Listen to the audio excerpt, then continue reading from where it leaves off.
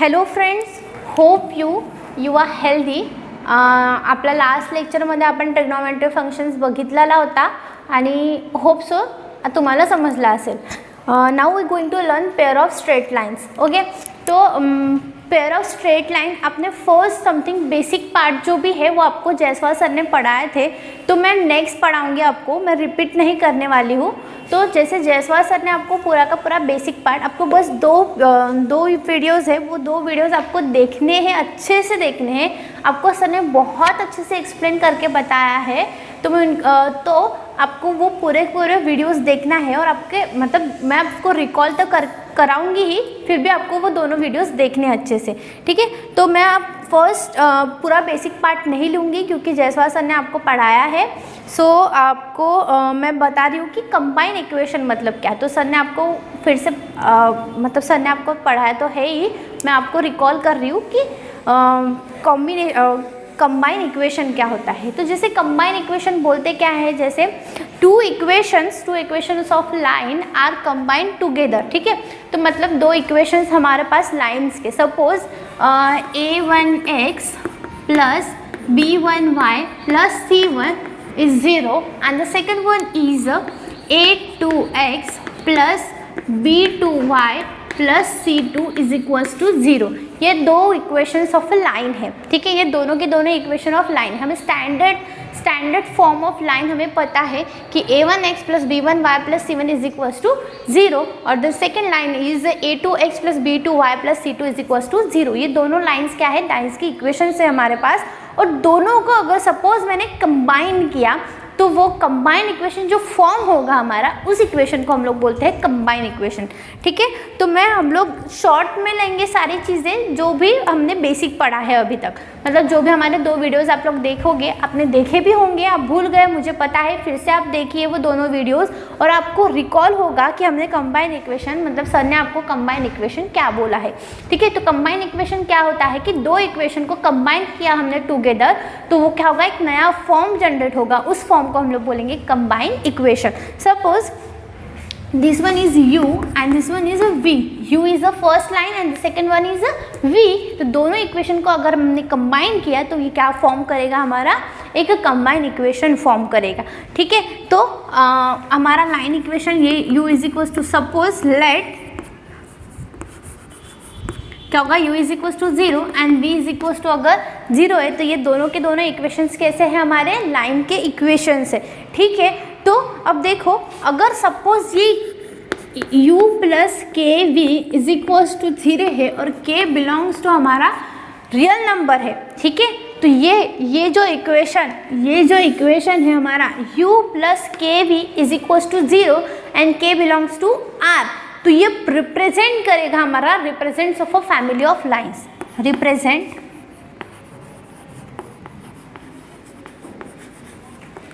Family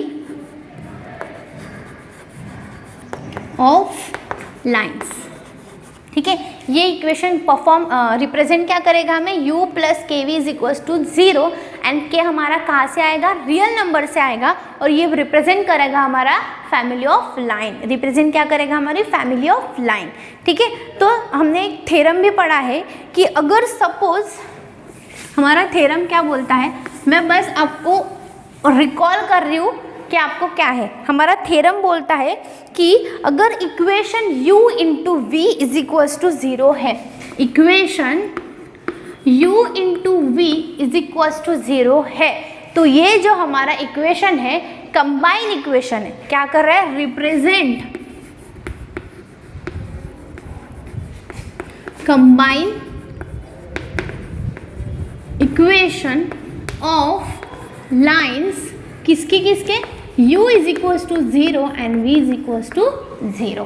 ठीक है, मतलब कुछ नहीं, u is equals to 0 is one of line and the second one is v is equals to 0. ये क्या हो गया, हमारे दो इक्वेशंस हो गए हमारे लाइन के. ठीक है, तो दो इक्वेशन हमारे क्या है, लाइन के दो इक्वेशन, एक ही लाइन के दो इक्वेशंस है. तो अगर दो लाइन्स के अगर दो इक्वेशंस है हमारे, सपोज दो लाइंस बोलो, एक लाइन बोलो, एक लाइन आपको पता है कि अगर मैंने क्वाड्रेटिक इक्वेशन पे एक लाइन बोला तो ये पॉइंट और अगर ये पॉइंट, तो ये अलग अलग इक्वेशंस आएंगे हमारे, मतलब एक्स वाई और एक्स वाई क्या आएगा हमारा अलग अलग आएगा।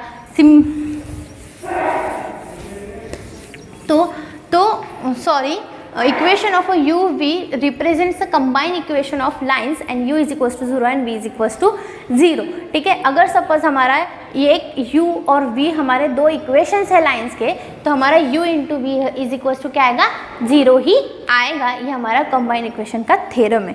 तो आप थ्योरम आपके टेक्स्ट बुक में से ओरली पढ़ लीजिएगा।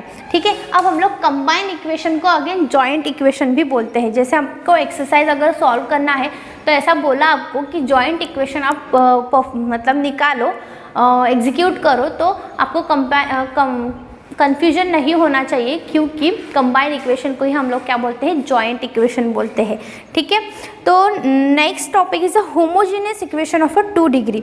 ठीक है, होमोजेनियस इक्वेशन ऑफ 2 डिग्री। अब होमोजेनियस इक्वेशन किसको बोलते हैं, अब डिग्री किसको बोलते हैं, आपको पता है क्या डिग्री किसको बोलते हैं? तो डिग्री किसको बोलते हैं, सपोज मैं a1x² plus 3x² plus twice of xy plus y² is equals to 0।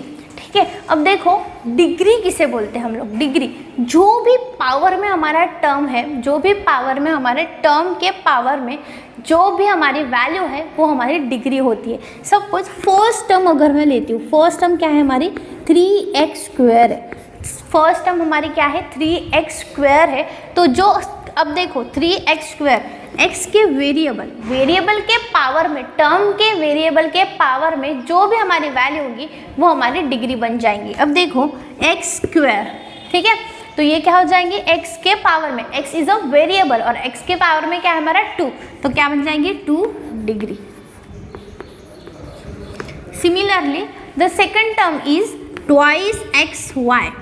अब देखो दो वेरिएबल आ गए, अब दो वेरिएबल में x के पावर में भी 1 है और y के पावर में भी 1 है, तो 1 + 1 इज 2 डिग्री। ठीक है, और y के पावर में भी कितना है हमारे पास, y वाली टर्म y के पावर में भी 2 है, तो 2 डिग्री। ये same as it is I है। तो सेकेंड एग्जाम्पल हम लोग अनदर एग्जाम्पल लेते हैं डिग्री के लिए। डिग्री कैसे पहचानेंगे, तो twice x² plus twice y plus 2x plus y² is equals to 0। अब देखो इस फर्स्ट टर्म में हमारा x का वेरिएबल कितना है, ट्वाइस x², मतलब x का वेरिएबल कितना है 2 है, तो 2 डिग्री आ गई इसकी। बहुत सिंपल है डिग्री पहचानना। फिर 2y है, y के पावर में कितना है, कुछ भी नहीं, इसका मतलब 1 है, तो मतलब 1 डिग्री। ठीक है, सपोज यहाँ पे कांस्टेंट लेती हूँ मैं। ठीक है, then third term is twice x के पावर में कुछ भी नहीं, इसका मतलब क्या है 1 है, मतलब 1 डिग्री। ठीक है, then next y² is equals to, y के पावर में क्या है 2 है, इसका मतलब 2 डिग्री। ठीक है, अब देखो यहाँ पे नेक्स्ट टर्म इज 2, अब 2 कुछ भी नहीं है, इसका मतलब क्या है 2x0। ठीक है, x के पावर में नॉट, जब x के पावर में नॉट आता है तो वैल्यू हमारी क्या बोलती है 1 होती है, वैल्यू हमारी क्या होती है 1 होती है। x के पावर में नॉट मतलब वैल्यू हमारी क्या आती है 1 होती है। इसका मतलब यहाँ पे x0 भी हो सकता है, y0 भी हो सकता है, कुछ भी वेरिएबल हो सकता है, मतलब जो भी हमारा x0 y0 ऐसा हो सकता है। तो अब देखो इसकी वैल्यू क्या है 1 है, इसका मतलब क्या है 2 की डिग्री क्या हो गई 0 डिग्री। बहुत सिंपल है, कुछ भी डिफिकल्ट नहीं है डिग्री पहचानना। अब देखो ये हो गया हमारा degree of variable, degree of term. ठीक है, अब हमें देखना है कि होमोजीनियस डिग्री क्या होता है। होमोजीनियस डिग्री मतलब इक्वेशन की हर एक टर्म की डिग्री अगर सेम है, मतलब एक ही है हमारी डिग्री, तो उसको बोलते हैं हम लोग होमोजीनियस इक्वेशन बोलते हैं। An equation in which the degree of every term in same is called homogeneous degree. ठीक है, मतलब हमारे इक्वेशन की हर एक टर्म की डिग्री अगर सेम है तो उसको बोलेंगे हम लोग होमोजीनियस इक्वेशन। एग्जाम्पल लेते हैं हम लोग x square plus thrice x y plus 2y square is equals to 0। ठीक है, अब इसकी डिग्री पहचाना, हमें डिग्री पहचाना तो आ ही गया है। तो x मतलब x का स्क्वायर, इस टर्म की डिग्री कितनी हो गई 2 डिग्री हो गई। 3xy, x की डिग्री 1, y की degree 1, 1 plus 1 is 2 degree. Again twice y square is equal to y की डिग्री इज 2। ठीक है, अब देखो इन सारे टर्म्स की x स्क्वायर की 2 डिग्री, 3xy की 2 डिग्री और 2y स्क्वायर की भी अगेन 2 ही डिग्री है। तो अगर मैं तीनों टर्म्स की बात कर रही हूँ तो तीनों टर्म्स में डिग्री कितनी है 2 2 2, तो तीनों डिग्री की सेम डिग्री है, इसीलिए ये इक्वेशन क्या बन गया हमारा, होमोजीनियस इक्वेशन हो गया। होमोजीनियस इक्वेशन क्या बन गया ये इक्वेशन, होमोजीनियस इक्वेशन। क्या बोलेंगे हम लोग, होमोजीनियस इक्वेशन मतलब an equation in which degree of every term is same is called homogeneous equation. बहुत सिंपल है, कुछ भी डिफिकल्ट नहीं है। ठीक है, अब देखो नेक्स्ट थ्योरम दिया है हमें कि the combined equation of a pair of line passing through the origin. अगर हमारा कंबाइंड इक्वेशन लाइन का वो पास हो रहा है हमारे ओरिजिन से तो is a homogeneous equation of a degree 2। ठीक है, तो उन्होंने बोला है कि अगर हमारा कंबाइंड इक्वेशन ओरिजिन से पास होता है तो वो इक्वेशन होमोजीनियस इक्वेशन है इन डिग्री 2, इन डिग्री 2। तब देखते हैं कि पहले तो हम लोग कंबाइंड इक्वेशन, पहले तो हम लोग क्या करेंगे, इक्वेशन ढूंढेंगे। लेट करेंगे कि हमारा एक इक्वेशन है, late a1x plus b1y plus c1 is equals to 0. This is u is equals to, and the v is equals to a2x plus b2y plus c2 is equals to 0.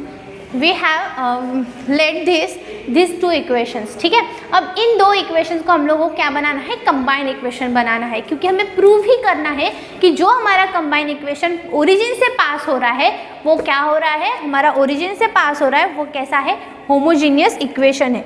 कैसा है वो, homogeneous equation है। तो अब इसको combined equation कैसे करते हैं हम लोग, इन दोनों को क्या करेंगे हम लोग, डायरेक्टली मल्टीप्लाई करेंगे। तो मल्टीप्लाई कैसे करते हैं हम लोग, एक्स एक्स वाले टर्म, वाई वाई वाले टर्म और कांस्टेंट कांस्टेंट वाले टर्म। ठीक है, कांस्टेंट नहीं लेते हम लोग, बस इतना ही, क्योंकि ओरिजिन से पास हो रहा है मतलब कांस्टेंट नहीं आएगा। ठीक है, ओरिजिन से पास हो रहा है मतलब हमारा क्या आएगा, कांस्टेंट नहीं आएगा। तो a1x b1y।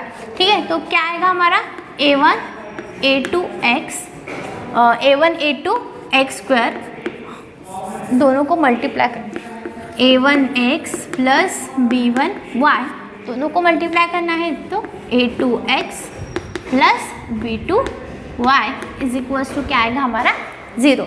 ठीक है, अब देखो a1 into a2, a1 into a2, x into x is x square plus, again क्या करेंगे हम लोग, a से ही दूसरी टर्म को मल्टीप्लाई करेंगे, a1 इंटू b2x y आएगा। ठीक है, सिमिलरली इसका इसके साथ मल्टीप्लिकेशन हो गया, सिमिलरली इसका और इसका, तो b1 a2y मतलब x y प्लस इसका और इसका, तो b1 b2 y square is equals to 0। अब देखो इसको कैलकुलेट करो अच्छे से, तो a1 a2 x square plus इन दोनों का x y क्या आता है, कॉमन निकलता है, तो a1 b2 plus b1 a2 x y plus b1 b2 y square. ठीक है, अब देखो इन तीनों टर्म्स को देखो, इस टर्म की डिग्री क्या है, कितना है, वेरिएबल के पावर में जो भी होगा उतनी हमारी डिग्री बन जाएगी। तो ये वाले टर्म के वेरिएबल कौन है, x है, x के पावर में क्या है 2 है, तो मतलब हमारी डिग्री 2 हो गई। इस टर्म में वेरिएबल कौन है, x और y है, x की डिग्री 1 और y की डिग्री 1, तो 1 + 1 = 2 and the other one is y। ठीक है, तो y की डिग्री कितनी है हमारी 2 है, इस टर्म की भी डिग्री, मतलब ये भी 2 डिग्री, ये भी 2 डिग्री और ये भी 2 डिग्री है। इसका मतलब हमारा क्या है, ये होमोजीनियस इक्वेशन आ गया, होमोजीनियस इक्वेशन आ गया। अब देखो इसको पुट करते हैं हम लोग, a1 a2 को पुट करते हैं हम लोग, a b1 b2 को पुट करते हैं हम लोग, b सिंपली b, ठीक है, और a1 b2 plus b1 a2 को हम लोग पुट करते हैं ट्वाइस h, ठीक है, हम लोग पुट करते हैं ट्वाइस h, तो ये बन क्या जाएगा, a square plus twice h x y plus b y square is equals to 0। तो ये क्या, अगर हमारा कंबाइन इक्वेशन ओरिजिन से पास हो रहा है तो हमारा होमोजीनियस इक्वेशन क्या बनेगा, a square plus twice x y plus b y square. ये आपको लर्न करना है, आपको याद होना चाहिए। थ्योरम अगर लर्न नहीं है तो ये बस स्टेटमेंट आपको लर्न होना चाहिए कि अगर हमारा कंबाइन इक्वेशन ओरिजिन से पास हो रहा है तो होमोजीनियस इक्वेशन हमें मिलता है, और होमोजीनियस इक्वेशन क्या मिलता है, इन डिग्री 2 में मिलता है। तो इसकी डिग्री 2, इसकी डिग्री 2 और इसकी डिग्री 2। ओके स्टूडेंट्स, आता अपन अब हम लोग देखेंगे कि अगर हमारे पास कुछ ना कुछ है, मतलब कोई चीज़ है, एक हाथ जैसे स्लोप है, पॉइंट है, तो हम लोग इक्वेशन कैसे जनरेट करेंगे, उसके हमारे पास इक्वेशंस है। तो आप लोग ये इसको नोट डाउन करना है आपको कॉपीज़ में, ठीक है, आपके टेक्स्ट बुक में ये चीज़ नहीं दी गई है, ठीक है। तो 2 पॉइंट फॉर्म, अगर आपके पास 2 पॉइंट्स है, मतलब कोई भी 2 पॉइंट्स है, सपोज 3, 4 और 5, 6, ठीक है, तो आपके पास ये 2 अगर पॉइंट्स है तो आपको आपका इक्वेशन कैसे जनरेट करना है, लाइन का। ये कैसा लाइन, इक्वेशन ऑफ लाइन, ठीक है। तो ये इक्वेशन ऑफ लाइन कैसे जनरेट होगा, कब, जब आपके पास गिवन होगा 2 पॉइंट्स, ठीक है। अगर आपके पास 2 पॉइंट्स जनरेट है, एक A और एक B, ठीक है। अब 3 और 4, 5 और 6 सपोज इमेजिन करो, तो आपका इक्वेशन ऑफ लाइन क्या होगा, y minus y1 upon x minus x1 is equal to y2 minus y1 x2 minus x1। इसी तरह हम लोग इसमें y पुट करेंगे वैल्यूज, ठीक है। ये जो y और x है वो क्या होगा, हमारे वेरिएबल्स होंगे, और जो हमारे पॉइंट्स है वो x1 y1 x2 y2 में दिए जाएंगे। मतलब ये जो 3 और 4 है तो वो किसको कैसे डिनोट करेंगे, x1 y1 और ये क्या होगा x2 और y2। इस तरह से हम लोग क्या करेंगे, इसको डिनोट करेंगे, और हम लोग इस इक्वेशन में हमारे वैल्यूज पुट करेंगे और आगे सॉल्व करेंगे तो हमें क्या मिलेगा, इक्वेशन ऑफ लाइन मिलेगा। सिमिलरली स्लोप पॉइंट फॉर्म, ठीक है। अगर सपोज हमारे पास एक पॉइंट दिया है और एक स्लोप दिया है, एक पॉइंट दिया है और एक स्लोप दिया है, अगर स्लोप हमारा m है और पॉइंट हमारा a x1 y1 है तो हमारा इक्वेशन कैसे आएगा, तो y minus y1 is equal to m into x minus x1। हम लोग क्या करेंगे, ये जो y और x है वो वैसे के वैसे रहेगा, सिर्फ वैल्यू किस में पुट करेंगे, y1 में, x1 में और हमारे स्लोप m में, ठीक है। ये कब होगा हमारा, जब हमें एक पॉइंट और एक स्लोप दिया जाएगा। सिमिलरली अभी हमारे पास स्लोप इंटरसेप्ट फॉर्म है, ठीक है। मतलब जो हमारा स्लोप है, एक स्लोप होगा और दूसरी जो हमारा है स्लोप इंटरसेप्ट, मतलब किसी ना किसी एक्स एक्सिस को, वाई एक्सिस को क्या करेगा, वो इंटरसेप्ट करेगा हमारी लाइन। तो हमारा इक्वेशन कैसे होगा, तो y is equals to M x plus सी।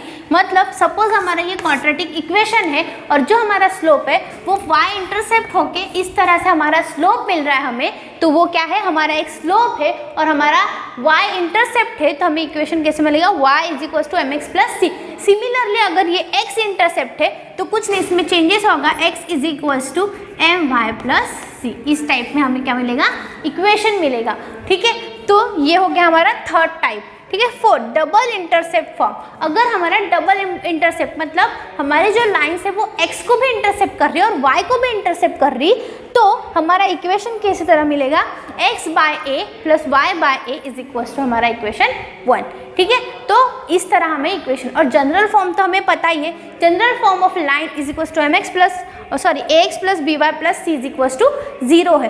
कुछ भी डिफिकल्ट नहीं है, बहुत सिंपल है। ये फॉर्म्स आपको याद रखने हैं कि किस तरह से कैसे फॉर्म्स आएंगे। तो अगर हमें 2 पॉइंट्स दिए जाएंगे तो हमारा इक्वेशन क्या बनेगा, इस टाइप में बनेगा। सपोज हमें एक पॉइंट और एक स्लोप दिया जाएगा तो हमारा ये इक्वेशन बनेगा। सपोज हमारा एक इंटरसेप्ट होगा और एक स्लोप दिया जाएगा तो हमारा y = mx + c, इस टाइप में हमारा इक्वेशन मिल जाएगा हमें।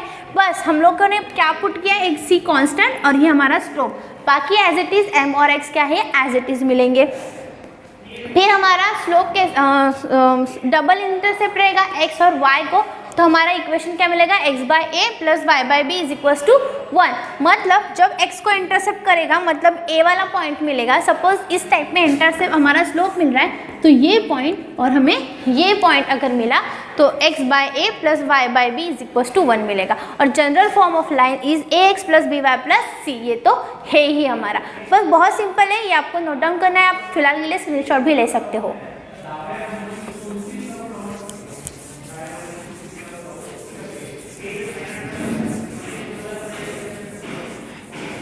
ठीक है, ये आपका बेसिक था पूरा का पूरा। अब नेक्स्ट आपको स्लोप कैसे हमें निकालना है। Suppose let line ax + by + c = 0। ये क्या है, हमारा जनरल फॉर्म ऑफ लाइन है। ठीक है, ये हमारा जनरल लाइन का इक्वेशन है। ठीक है, अब इससे हमें एक स्लोप निकालना है। ठीक है, अब हमें स्लोप निकालना है तो हम लोग स्लोप कैसे निकालेंगे, स्लोप m, ये क्या होगा, -a/b, मतलब x का कोएफिशिएंट -x का कोएफिशिएंट अपॉन b का कोएफिशिएंट। बस इतना ही आपको क्या होगा, इतना ही आपका स्लोप होगा। सिमिलरली अगर वो x इंटरसेप्ट है, मतलब x इंटरसेप्ट, ये जो लाइन है वो कैसी है, x इंटरसेप्ट, x इंटरसेप्ट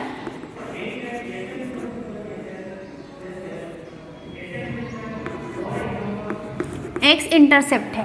तो x इंटरसेप्ट है, इसका मतलब ये क्या आएगा, हमारा y = 0 बन जाएगा।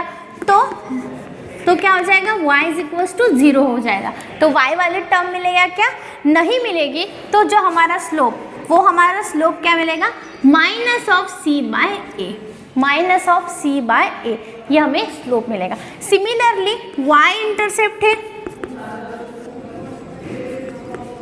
तो x = क्या मिलेगा, हमें 0 मिलेगा। तो हमें स्लोप क्या मिलेगा, m = -c/b, मतलब हमें ये क्या मिलेगा, x = 0 होगा तो x के साथ जो भी कोएफिशिएंट्स होंगे वो भी हमारे क्या हो जाएंगे, 0 बन जाएंगे। तो हमें बस इतना है, by + c मिलेगा। तो हमारा स्लोप क्या मिलेगा, -c/b। तो ये जो स्लोप के पैटर्न्स है वो आपके टेक्स्ट बुक पे नहीं है, तो मैं आपको बता रही हूँ कि स्लोप कैसे निकालते हैं। ठीक है, ये आपका 11th स्टैंडर्ड का पार्ट है, तो मैं 11th स्टैंडर्ड का आपको पार्ट रिकॉल कर रही हूँ कि आगे जाके आपको स्लोप कैसा है, स्लोप को क्या बोलते हैं, आपको कन्फ्यूजन ना हो, इसलिए मैंने आपको लाइंस के फॉर्म्स भी बताए हैं और इस तरह से आपको ये चीज़ भी बताई है। ठीक है, तो ये अगर हमारा जनरल फॉर्म है तो हमारा स्लोप क्या आएगा, -a/b आएगा।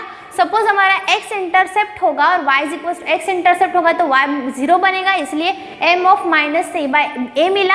सिमिलरली y इंटरसेप्ट होगा तो x = 0 होगा तो m = -c/b होगा। ठीक है, बहुत सिंपल है, कुछ भी डिफिकल्ट नहीं था। अब देखो ये जो चीज़ दी है आपको, ये जो चीज़ आपके पास है, ठीक है, तो वो आपको याद रखनी है कि स्लोप कैसे कैसे होते हैं। अगर मैंने बोला कि जनरल इक्वेशन आपको मैंने दिया और स्लोप निकालने के लिए बोला तो आपको डायरेक्टली आना चाहिए -a/b। अगर मैंने x इंटरसेप्ट बोला तो आपको आना चाहिए m = -c/a। अब c और a की जगह पे कुछ भी हो सकता है क्योंकि वो आर्बिटरीज है, आर्बिटरीज में हम लोग नंबर कुछ भी ले सकते हैं। तो ये तो जनरल फॉर्म है, इसका मतलब a, b और c की जगह पे हमारा कुछ भी हो सकता है। सपोज अब देखो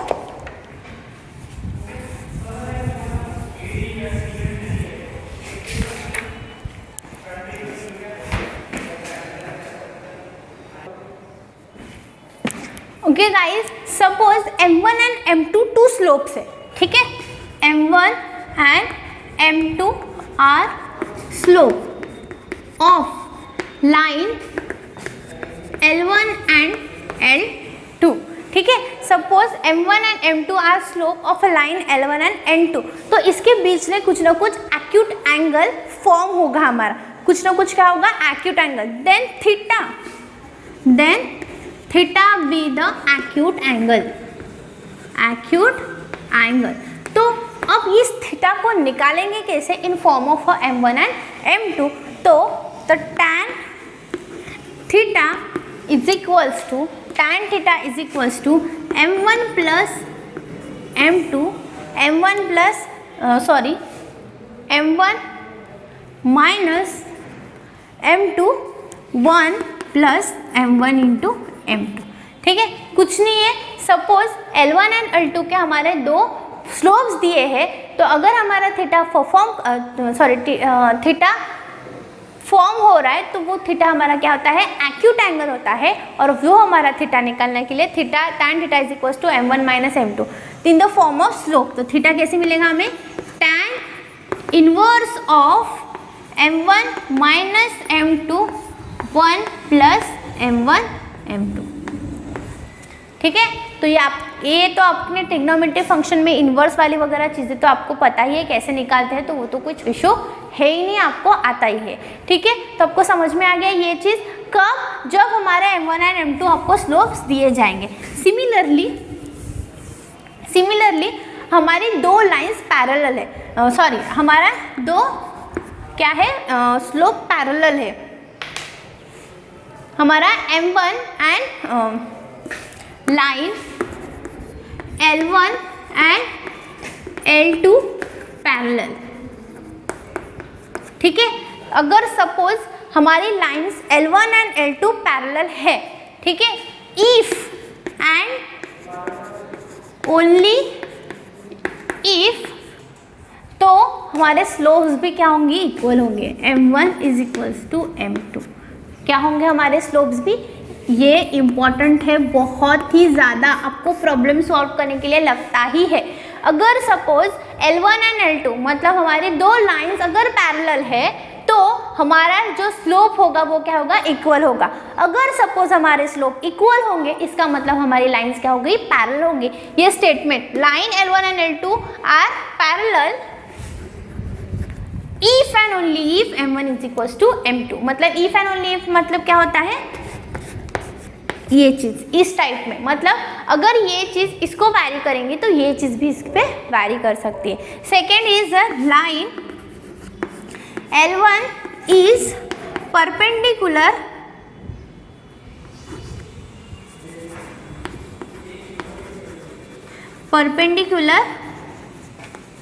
टू L2। ठीक है, सपोज हमारी line L1 is perpendicular to L2 है, तो हमारे स्लोप कैसे होंगे, if and only if m1 into m2 is equal to -1, m1 into m2 is equal to -1। क्या होगा, m1 into m2 is equal to -1 होगा। कब, ये फर्स्ट एंड ये सेकेंड दोनों हमारे लर्न होने चाहिए, बहुत ज़्यादा इंपॉर्टेंट है। अगर हमारी दो लाइंस पैरेलल है तो इफ एंड ओनली इफ हमारे स्लोप्स क्या होंगे, इक्वल होंगे। और अगर हमारे स्लोप इक्वल है तो हमारे क्या लाइंस आएंगे, पैरेलल आएंगे। सिमिलरली अगर हमारी लाइन परपेंडिकुलर है दूसरी लाइन को, तो हमारा स्लोप क्या होगा, m1 into m2 is equal to -1 होगा। और अगर हमें दिख रहा है कि m1 into m2 is equal to -1 है, तो हमारी लाइंस क्या हो सकती है, परपेंडिकुलर है। तो ये आपको याद होना चाहिए, इफ एंड ओनली इफ मतलब अगर ये चीज़ है तो ये होगी और ये चीज़ है तो ये होनी ही चाहिए, इस टाइप में। अब देखो यहाँ पे अगर मुझे m1 की वैल्यू निकालना है तो डायरेक्टली m2 में उस साइड में लेके जाऊंगी, तो क्या मिलेगा, -1/m2 मिलेगा। सिमिलरली अगर मुझे m2 की वैल्यू निकालनी है तो -1/m1 मिलेगा। तो ये जो तीनों चीज़ें हैं, ये एक फॉर्मूला और ये जो तीनों चीज़ें हैं आपको अच्छे से याद होनी चाहिए, क्योंकि आगे के अगर आपको प्रॉब्लम सॉल्व करने हैं तो वो आते ही हैं। तो ये आप लिख के रख दीजिए है, क्योंकि आपके टेक्स्ट बुक में ये चीज़ भी नहीं है।